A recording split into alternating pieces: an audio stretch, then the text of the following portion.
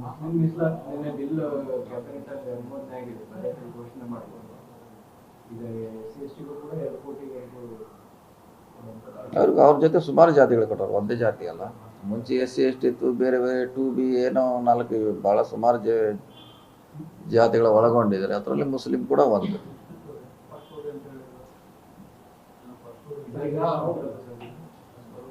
ಈ ಸೆಷನ್ ಎಲ್ಲ ಮಣ್ಣೆ ಆಗುತ್ತೆ. ಯಾವ್ದ್ರೆ ಬಿಲ್ ಏನು ಅವಶ್ಯಕತೆ ಇಲ್ಲ, ಕ್ಯಾಬಿನೆಟ್ ಡಿಸಿಷನ್ ಅಷ್ಟೇ ಅದು ಅಂತಿಮ. ಅದಕ್ಕೆ ಬಿಲ್ ಏನು ಬರ್ಬೇಕಂತ ಬಹುಶಃ ಅವಶ್ಯಕತೆ. ಮೊನ್ನೆನೋ ಲಾಸ್ಟ್ ಟೈಮ್ ಅಪ್ರೂವ್ ತೊಗೊಂಡಲ್ಲ ಮಾಡ್ತಾರೆ. ಈಗ ಮೋಸ್ಟ್ಲಿ ಲಾಸ್ಟ್ ಅದ್ರಲ್ಲಿ ಆಗಿರ್ಬೋದು ಅಂತ ಅನಿಸುತ್ತೆ ನನಗೆ, ಯಾಕಂದರೆ ಚರ್ಚೆಗೆ ಬಂದಿತ್ತು ಅದು. ಇಲ್ಲಾಂದರೆ ಮಂಡನೆ ಮಾಡ್ತಾರೆ.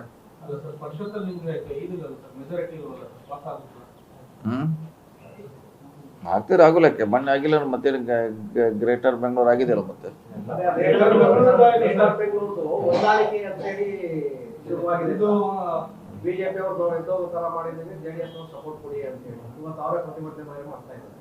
ಇಲ್ಲ, ಕೆಲವು ಆಗಿದಲ್ಲ, ಅದು ಆಗಿದೆ, ಬೇರೆ ಬೇರೆ ಕೂಡ ಭಾಳಷ್ಟು ಪಾಸ್ ಆಗಿದೆ, ಆಗಿಲ್ಲ ಅಂತ ಹೇಳಲಿಕ್ಕೆ ಆಗಲ್ಲ.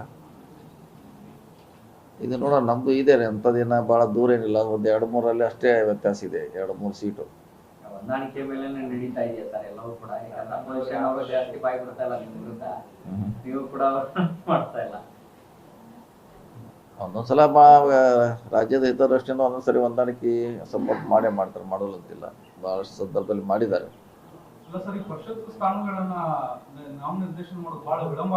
ಇಲ್ಲ, ಅದು CM ಅವ್ರಿಗೆ ಅಧ್ಯಕ್ಷ ಕೇಳಬೇಕು, ಅವ್ರು ಮಾಡಬೇಕಾದದಕ್ಕೆ ಕೆಲಸ ಅದು. ಅವ್ರಿಗೆ ಕೇಳಿದ್ರೆ ಅವರು ಸರಿ ನೀವು ಹೇಳಿದ್ರಿ ನಮಗೂ ಕೆಲ ಕಾರ್ಯಕರ್ತರು ನಾವು ಶಿಫಾರಸು ಮಾಡಿದ್ವಿ ಅವ್ರ ಕಡೆ ಕೊಟ್ಟು. ನೀವು ಶಿಫಾರಸು ಮಾಡಿದವರು ನೀವು ಬೆನ್ನತ್ತಲ್ಲ ಸರ್, ಮಾಡೋ ಡಿಸಿಷನ್ ಅವ್ರು ಮಾಡ್ಬೇಕಲ್ಲ ಯಾವಾಗ ಅಂತ. ನಾವು ಯಾರಿಗೆ ಕೊಡಬೇಕು ಎಂತಾರು ಕೊಡಬೇಕು ಹೇಳಿದ್ದೀವಿ, ಆದರೆ ಅಂತಿಮವಾಗಿ ಮಾಡುವಂಥ ನಿರ್ಣಯ ಅವ್ರು ಮಾಡಬೇಕು. ಕಾದು ನೋಡೋಣ.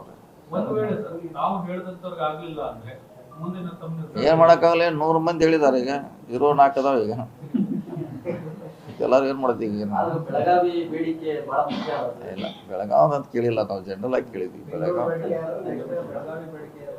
ಬೆಳಗಾವ್ ಅಂತ ಕೇಳಿಲ್ಲ, ಅದು ಬೆಳಗಾವ್ ಕಿಲುವಿಲ್ಲ, ಅದು ಬೆಳಗಾವ್ ಬಿಟ್ಟಿದೆ. ಅದಕ್ಕೇನು ಪ್ರಶ್ನೆ, ಮತ್ತೆ ಮುಂದಿನ ಅವಕಾಶಕ್ಕೆ ಕಾಯಿದ್ರೆ ನೆಕ್ಸ್ಟ್ ಅದಕ್ಕೆ ಸಂಬಂಧ ಇಲ್ಲ, ಅದು ಬೇರೆ ವಿಷಯ, ಇದು ಬೇರೆ ವಿಷಯ.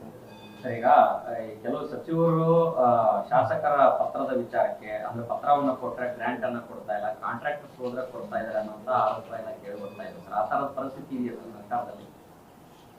ಅದು ಯಾರು ಹೇಳಿದಾರೆ ಅವ್ರನ್ನೇ ಕೇಳ್ಬೇಕಲ್ಲ, ಯಾವ ಇಲಾಖೆಗೆ ಅಂತ ನಮ್ಗೆ ಗೊತ್ತಿಲ್ಲ, ಅವರೇ ಸ್ಪಷ್ಟಪಡಿಸ್ಬೇಕು ಯಾರು ಏನಂತ.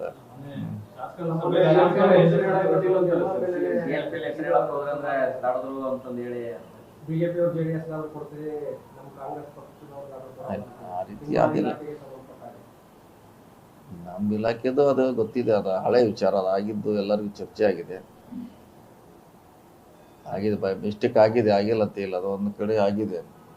2 months ಬ್ಯಾಕ್ ಒಂದು ಆಗಿದೆ ಘಟನೆ.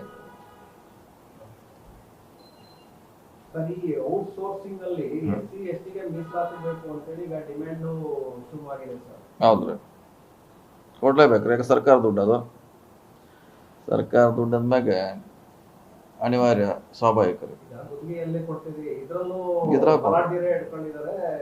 ಇದು ಕೊಡ್ಬೇಕು, ಇದರಲ್ಲಿ ಕೊಟ್ರೆ ಏನು ತಪ್ಪೇನಿಲ್ಲ.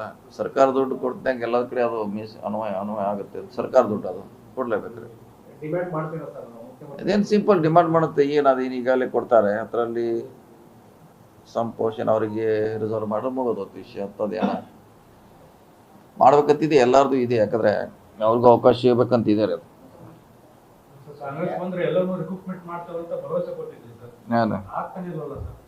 ಕೊಟ್ಟಿದ್ರಲ್ಲ, ಎಲ್ಲ ಆದೇಶ ಮಾಡಿದೀವಿ. ಅಲ್ಲಿ ಪೇಪರ್ ಲೀಕು, ಅಲ್ಲಿ ಇಲ್ಲಿ ಕೋರ್ಟು ಕಚೇರಿ ಅಂತ ಎಲ್ಲ ಸ್ಟಾಪ್ ಆಗ.